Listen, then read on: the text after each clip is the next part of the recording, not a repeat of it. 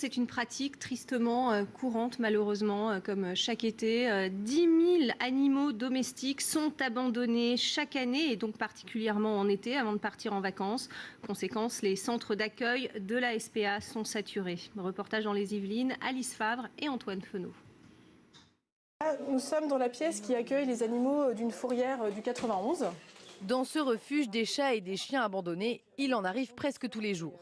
Avec l'été et les départs en vacances, ils sont de plus en plus nombreux. Cette semaine, Marie-Laure, la responsable, en attend pas moins d'une 60aine. Au milieu des box et des grillages, difficile pour elle de trouver de la place. Nous sommes tous pleins, donc heureusement il y a une entraide, c'est-à-dire que quand un refuge est plus chargé qu'un autre, s'il y a des animaux à sortir de fourrière, on s'entraide, on s'appelle et puis on prend ces sorties de fourrière à la place de quelqu'un d'autre. Pour pouvoir accueillir plus d'animaux, le refuge compte aussi beaucoup sur les adoptions. Les refuges, en fait, c'est vraiment un équilibre entre les entrées et les sorties. Donc pour pouvoir sauver, pour pouvoir faire rentrer chez nous, il faut qu'il y ait des adoptions derrière.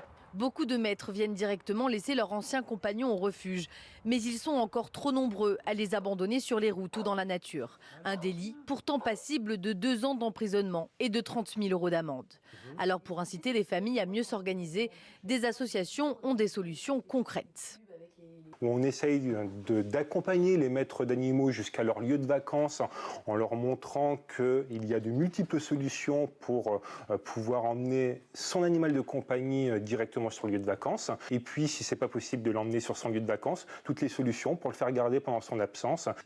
La Fondation a mis en place un guide à l'usage des maîtres pour les aider à partir en vacances avec leur animal ou à le faire garder. Mais malgré cela, les abandons continuent d'augmenter.